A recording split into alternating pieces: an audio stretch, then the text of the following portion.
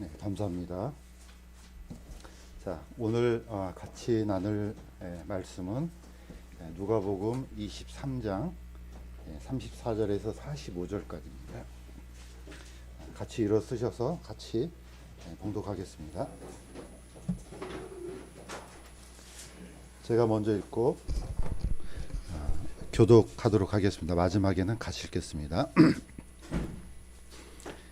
그때 예수께서 이르시되 아버지여 저들을 용서하여 주옵소서. 저들은 자기들이 하는 일을 알지 못하나이다 하시더라. 그들이 그분의 옷을 나누며 제비를 뽑고 백성은 서서 지켜보는데 치리자들도 그들과 함께 그분을 비웃으며 이르되 그가 남들을 구원하였으니 만일 그가 하나님께서 택하신 자 곧 그리스도이면 자기도 구원할 것이라 하더라. 또 군사들도 그분을 조롱하면서 그분께 나와 식초를 바치며 이르되 네가 만일 유대인들의 왕이거든 네 자신을 구원하라 하더라.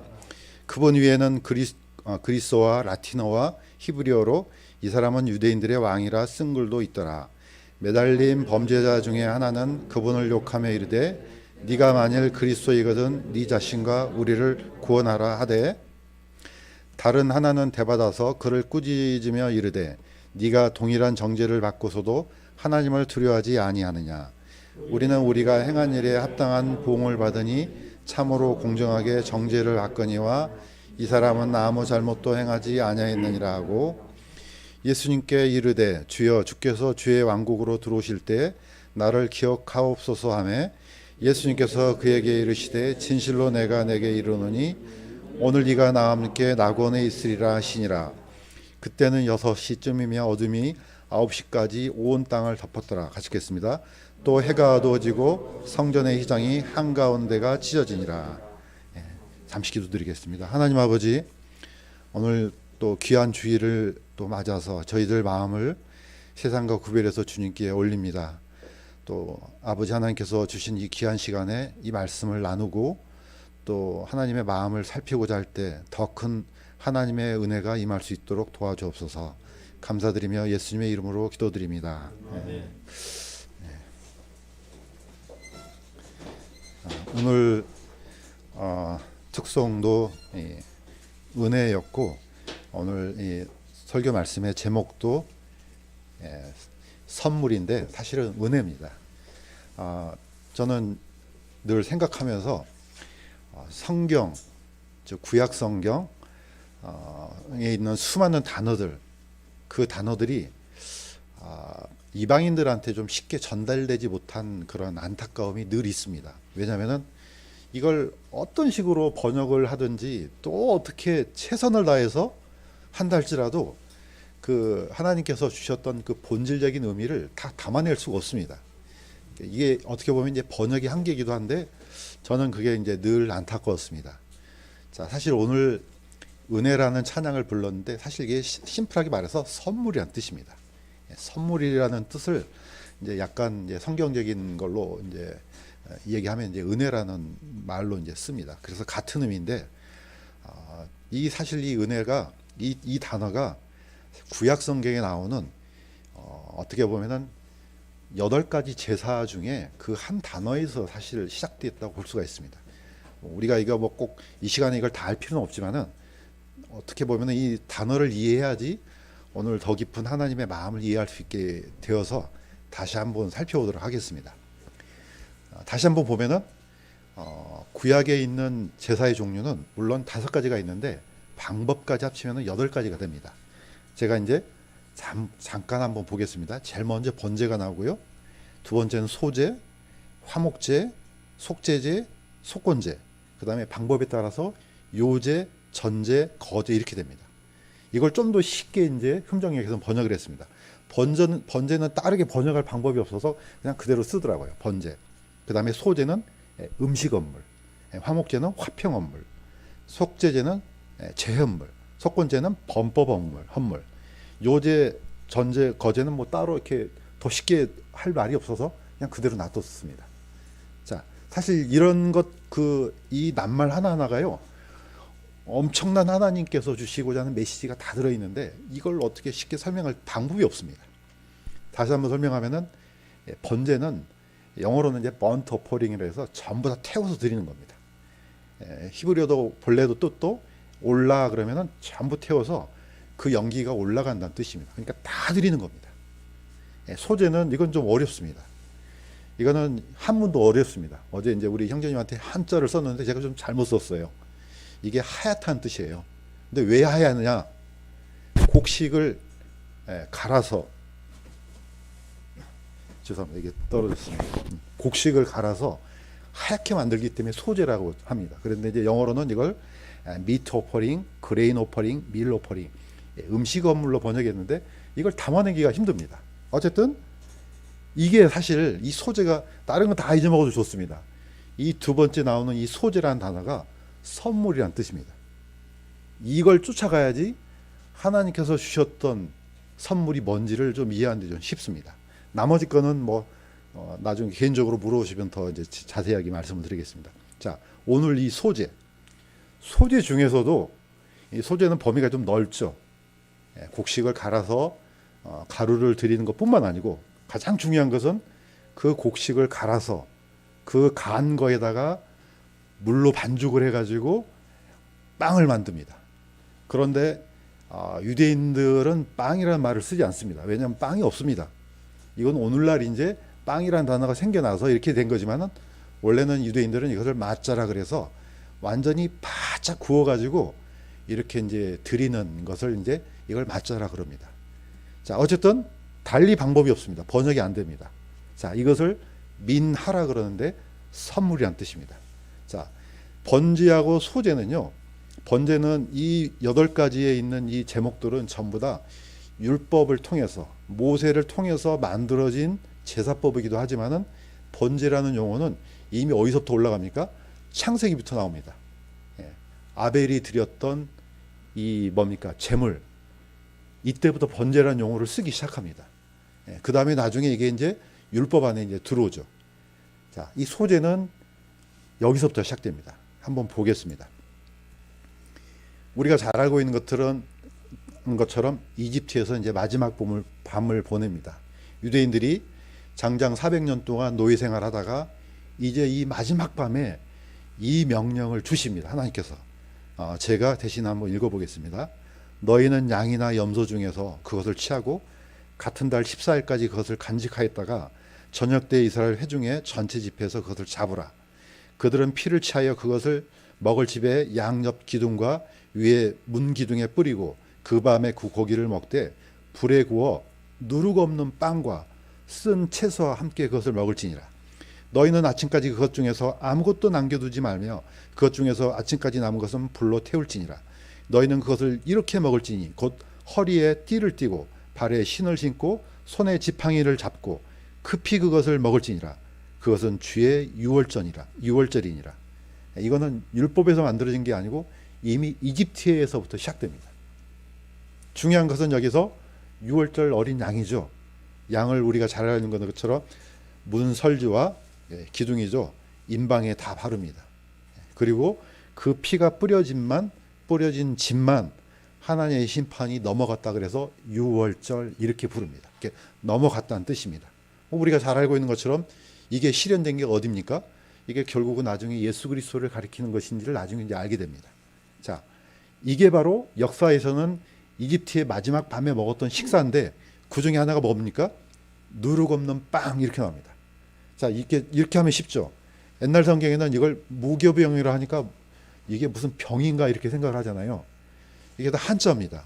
없다, 누룩이. 떡병자를 써서 누룩이 없는 빵 이런 뜻입니다. 이 단어가 선물이란 뜻입니다. 여기서부터 발전이 됩니다.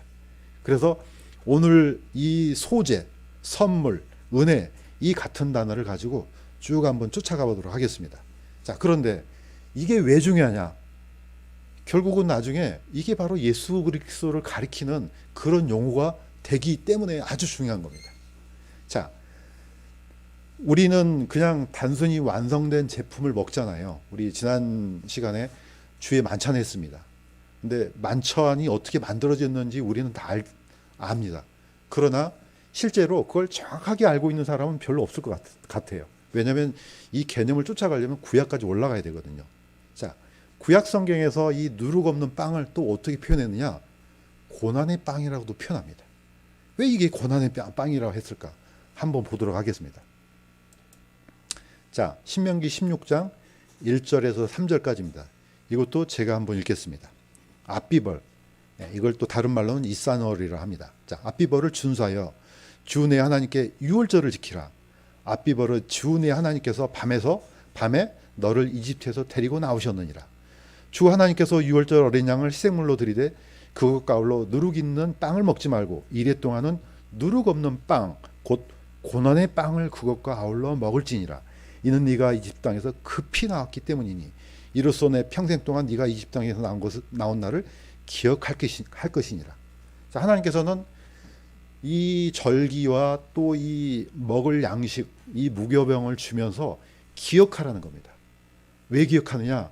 그 옛날 그 먹었던 그 빵, 그걸 기억하면서 뭘 기억하느냐? 그 옛날 속박의 땅에서, 나라에서 어떻게 하나님이 데려오셨는지 기억하라는 겁니다. 그러니까 우리가 만찬을 할 때 뭘 기억합니까?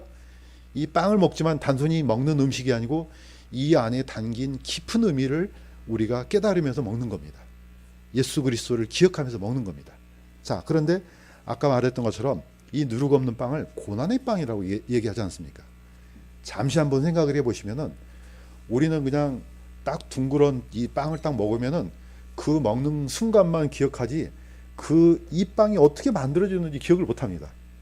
자, 다시 한번 말씀드리지만은 이 빵은 달리 방법이 없으니까 그냥 빵이라 합니다.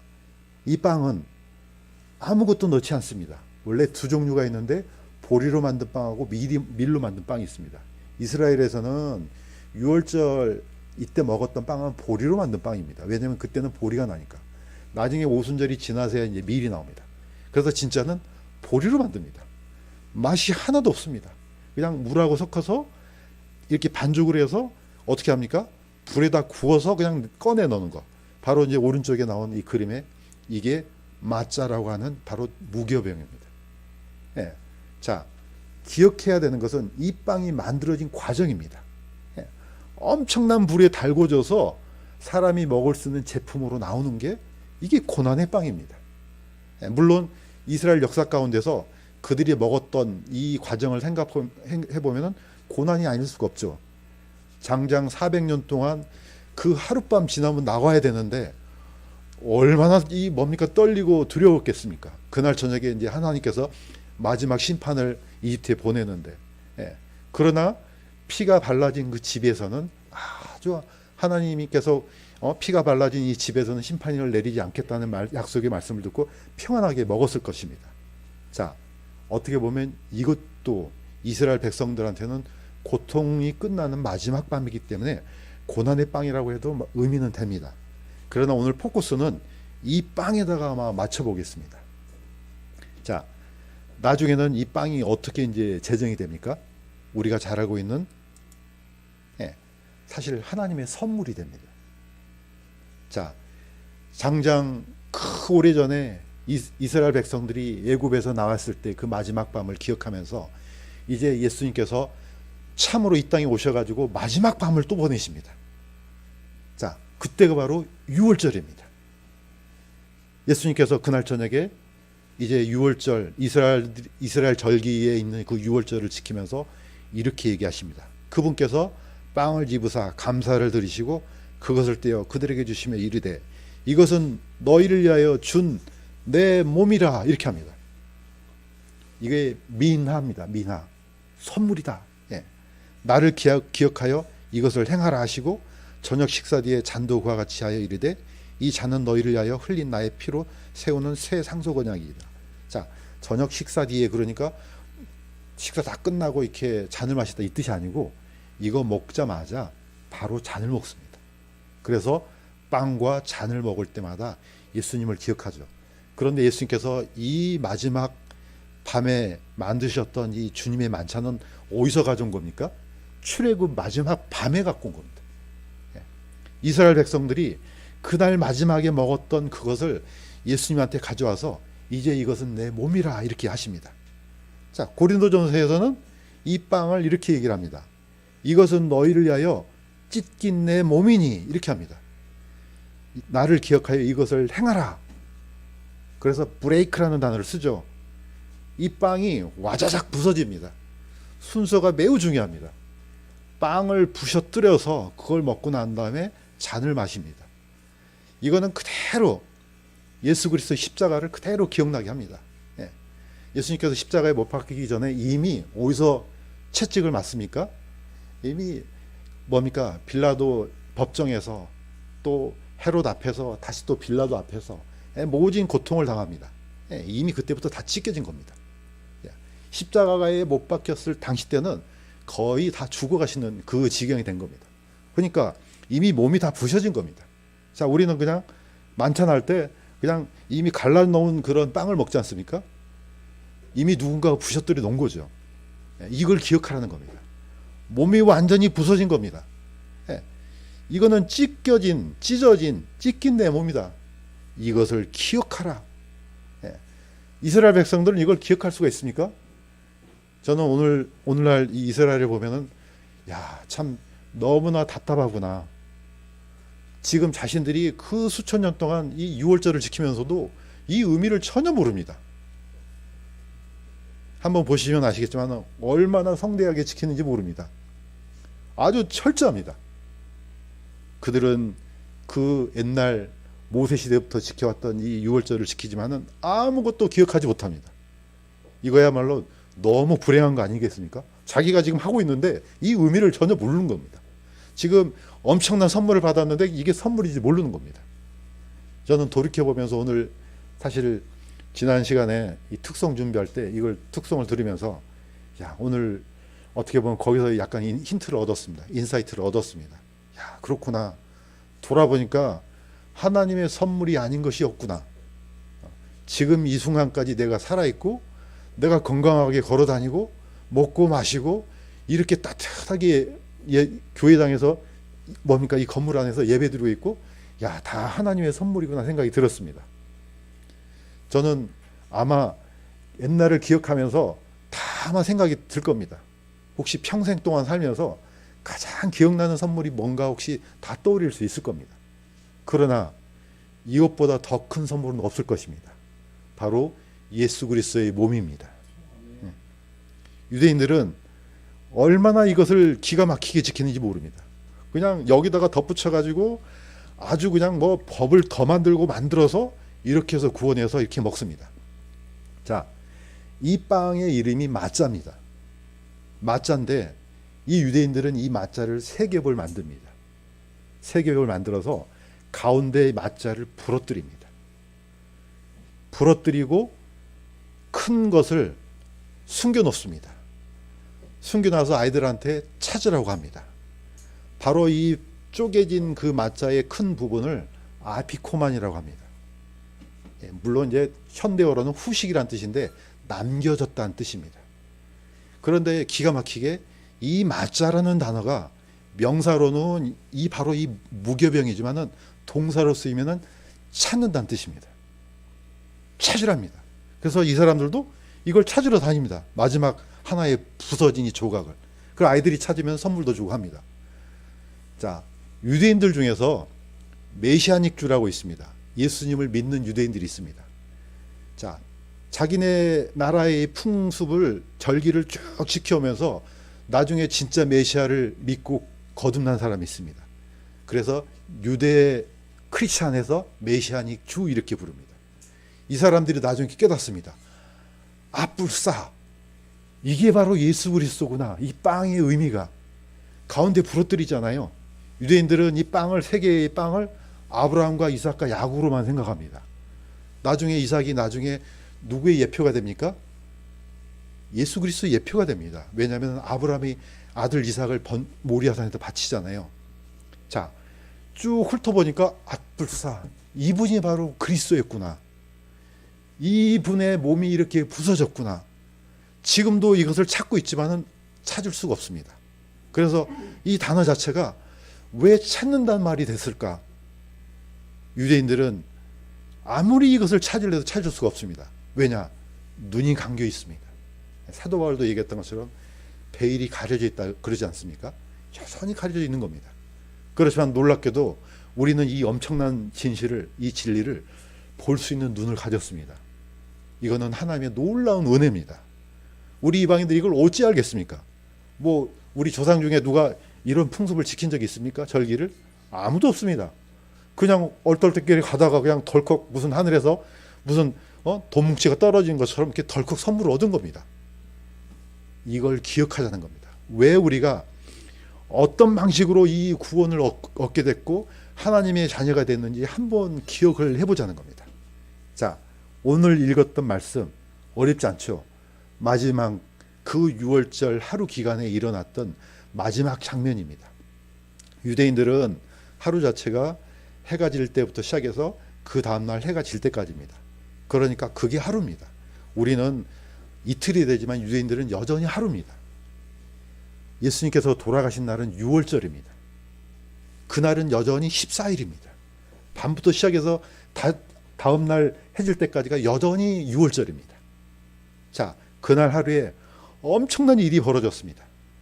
다시 한번 다 아는 얘기지만 다시 한번 우리가 이 말씀을 한번 기억하겠습니다. 자, 예수님께서 이 날을 얼마나 고대하고 고대했겠습니까? 제자들한테도 그랬습니다.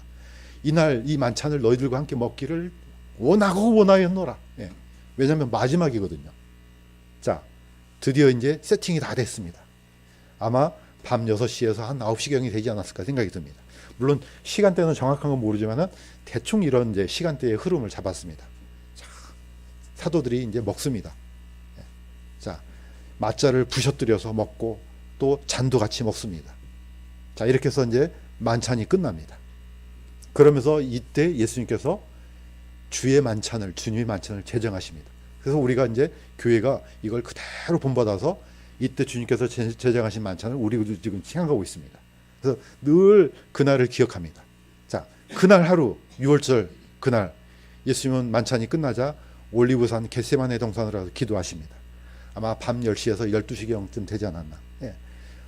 어떻게 기도하셨습니까? 예. 성경에는 땀방울이 피가 되도록 기도하셨다고 나옵니다. 실제로 사람이 너무나 고통스럽게 이 신경을 쓰면은 이 실필줄이 터져갖고 피가 나온답니다. 예. 예수님께서 그 지경까지 가신 거죠. 자, 기도가 끝났을 때 거의 다 왔을 때 이제 예수님을 체포를 하는 사람들이 왔습니다. 대제사장이 보낸 이 종들이 와서 예수님을 체포했습니다. 이게 이제 12시에서 1시경으로 이제 봅니다. 자, 그런데 어디로 끌려갑니까? 그때 전직 제사장 안나스에게 먼저 끌려갑니다. 현직은 가야바죠. 두 사람은 장인과 사이입니다. 먼저 안나스한테 끌려갑니다. 그 다음에 정식으로 가야바 관저로 끌려갑니다. 이게 바로 산헤드린입니다. 산헤드린 앞에서 이제 재판을 받습니다. 그런데 산헤드린의 약점이 있습니다. 산헤드린은 이때 당시 때는 국가 자체가 로마의 속박이 됐기 때문에 사형을 시킬 수가 없습니다. 그냥 사형 언도만 시킵니다. 바로 이날 바로 사형. 이날 끝납니다. 그런데 거짓 증인들을 세우고 여러 가지를 했지만은 서로 말이 안 맞습니다. 아무튼 억지로 이렇게 사형 판결을 내립니다. 자, 사형 판결을 내려도 누가 허락해 줘야 됩니까? 로마가 허락을 해줘야 됩니다. 그래서 빌라도한테 보냅니다. 자, 이때가 새벽 3시에서 6시경으로 봅니다. 자, 빌라도 갔는데 빌라도는 이걸 피하고 싶어요. 왜냐하면 아무리 살펴봐도 이 사형을 내릴 만한 그런 죄를 저지른 분이 아닌데, 그래서 누구한테 넘겨버립니까? 헤롯한테 넘겨버리죠. 마침 그날 헤롯이 예루살렘에 와 있었던 겁니다. 자, 헤롯은 너무 반가운 거예요. 야, 그동안에 사람들을 그 소문에 보니까 막 엄청난 기적을 베풀고 하니까 자기도 보고 싶은 겁니다. 헤롯이 이제 예수님을 맞이합니다. 그러나 예수님은 아무 얘기도 안 하십니다. 자, 그러니까 헤롯이 예수님을 조롱하고 다시 누구한테 보냅니까? 다시 빌라도한테 보냅니다. 자, 이게 이제 새벽 3시에서 6시경으로 갑니다. 자, 드디어 이제 빌라도의 재판장에서 이제 골고다로 떠납니다. 이게 9시, 이제 아침 8시경입니다. 자, 골고다 쪽으로 가는데 1시간 정도 걸리고 못 갚이는 시간이 1시간 정도 걸립니다. 드디어 십자가에 달리십니다. 이때가 이제 9시경입니다. 자, 12시경부터 하늘이 캄캄해지기 시작합니다. 마지막 숨이 끊어질 때가 오후 3시경으로 봅니다. 자, 숨이 끊어지자마자 성전 시장이 2개로 쪼개졌습니다. 오늘 읽었던 말씀 그대로입니다. 자, 이렇게 해서 예수님의 마지막 최후 순간을 오늘 읽었던 말씀이 그대로 이렇게 우리가 이제 읽었습니다. 자, 오늘은 빨리 마무리 짓겠습니다. 선물입니다. 하나님께서 자신의 아들을 우리한테 선물로 주셨습니다. 엄청난 겁니다. 왜냐? 이거는 구약을 생각나게 합니다. 창세기 22장 2절에 보면은 하나님께서 아브라함한테 이렇게 명령하십니다. 이제 네 아들, 네가 사랑하는 내 유일한 아들 이삭을 데리고 모리아 산으로 가서 거기서 내가 내게 알려줄 산들 중에 하나에서 그를 번제물로 드리라. 자, 하나님은 꼭 집어서 아브라함한테 가장 중요한 아들, 유일한 아들이라고 표현합니다. 백세에 낳은 아들이니까 뭐 우리가 비교할 바가 없습니다. 아브라함한테는 이 이삭이 전부입니다. 아브라함한테 무슨 삶이 무슨 필요가 있겠습니까? 그 아들 하나만 충분합니다. 수많은 재물 필요 없습니다. 이삭은 아브라함의 전부입니다. 그런데 하나님께서 그 전부를 달라고 합니다. 아브라함은 이 아들을 데리고 모리아산으로 갑니다. 그리고 거기서 번제를 드렸습니다. 그런데 하나님께서 막으셨죠. 마음을 충분히 보여주신 겁니다. 왜 하나님께서 아브라함의 마음을 모르시겠습니까? 이걸 기록한 것은 우리 들으라고. 사실 어떻게 보면 이 구절 안에는 하나님의 마음이 녹아 있는 겁니다. 아브라함을 통해서 하나님의 마음을 이렇게 반사시키는 거죠. 아브라함, 너도 너의 아들을 바칠 때 어떤 심정이었겠는가 알죠, 충분히. 그걸 지금 우리한테 다시 한번 얘기를 하는 겁니다. 자, 너희들도 생각해보라 이거죠. 너의 가장 사랑하는 아들, 유일한 아들을 어떻게 바치겠느냐? 불가능하죠. 그런데 아브라함은 자기의 유일한 것을 드립니다. 하나님께서도 십자가에서 그렇게 드렸습니다. 오늘 읽었던 그 말씀이 바로 그 말입니다. 하나님은 자신의 전부, 그 전부를 우리한테 선물로 주셨습니다. 이 선물로 받은 사람만이 하나님의 은혜를 진짜 알 수가 있다는 겁니다. 그냥 주일이네, 교회 가야지, 예배 드려야지, 이게 아니고 내가 이런 엄청난 선물을 받았는데 그 어떤 값으로 지불할 수 없는 그 선물을 받았는데 어찌 찬양하지 않을 수 있겠는가, 이겁니다. 물론 우리가 하나님을 섬기는 것은 보상을 받기 위해서, 또 하늘나라에서 더 많은 상급을 받기 위해서 하는 것도 있습니다. 그러나 근본적으로는 하나님께서 이 엄청난 것을 주셨는데 우리 받은 사람이 어찌 가만히 있을 수 있겠느냐, 이겁니다. 이것 위에다가 정말로 하나님을 위해서 사는 것이야말로 가장 최고의 값진 우리 인생의 목적이 되어야 되지 않겠나 생각이 드는 겁니다. 자, 하나님께서, 저는 이 성경 속에서 하나님의 마음이 보였습니다. 마태복음 27장 50절에서 51절을 보면은 예수님께서 다시 큰 소리를 외치시고 숨을 거두시니라. 이에 보라, 성전의 휘장이 위에서 아래까지 둘로 찢어지고 땅이 진동하고 하며 바위들이 터지고. 자, 우리가 읽었던 누가복음 23장 44절에는 그때는 6시쯤이며 어둠이 9시까지 온 땅을 덮었더라. 이 바로 6시는 12시입니다. 그 다음에 이 9시는 3시까지입니다. 장장 3시간 동안 하늘이 캄캄해졌습니다. 자, 이 세상에 있는 어떤 피조물도 하나님의 마음을 헤아릴 수 있는 사람은 아무도 없습니다. 누구만 헤아릴 수 있습니까? 하나님 만드신 피조물만. 아무것도 모르는 피조물만. 저는 그래서 이 마음이 와닿았습니다. 휘장이 찢어지고 땅이 진동하고 멀쩡한 바위들이 터지고 하늘이 캄캄해졌습니다. 저는 이 마음을 올 때 이게 그냥 단순히 자연현상이 아니고 하나님께서 자연 만물에 하나님의 마음을 집어넣었다고 저는 믿어지더라고요. 이런 마음이겠구나. 아브라함이 이삭을 바칠 때도 이런 마음이겠구나. 자, 그러한 마음을 담아서 만들어진 선물이 바로 맞자입니다. 이 맞자라는 게 그런 뜻입니다. 찾으라. 뭘? 하나님의 마음을 찾으라. 그게 바로 하나님의 선물이라는 겁니다. 자, 그래서 오늘 우리가 은혜를 생각하면서 오늘 드렸던 찬양처럼 늘 기억할 필요가 있는 겁니다. 우리가 지금까지 살아왔던 거, 조금이라도 걸을 수 있다는 거, 숨을 쉬고 있다는 거, 이 예배당에서 예배 드릴 수 있다는 거, 그 어떤 것 하나 감사가 아닌 게 없습니다. 가을이 깊어지고 이제 겨울이 옵니다. 저는 영적인 겨울이 분명히 온다고 봅니다. 사람들이요, 어떻게 생각하냐? 아무런 생각이 안 듭니다. 예수님을 믿는다고 하면서 하나님의 은혜도, 하나님께 대한 감사도, 예배에 대한 감사도 점점점 말라갑니다. 그래서 하나님께서는 늘 절기를 통해서 과거를 기억하도록 합니다. 자, 출애굽 얘기하면서 이 말씀을 집어넣습니다. 너는 나그네를 괴롭게 하거나 학대하지 말라. 너희는 이집트 땅에서 나그네였느니라. 아브라함이 원래부터 이스라엘 민족이 아닙니다. 보시면 아시겠지만은 저 갈대아 우르에서 끄집어내다가 가나안 땅으로 보냅니다. 그러니까 아브라함도 어떻습니까? 아브라함도 나그네입니다.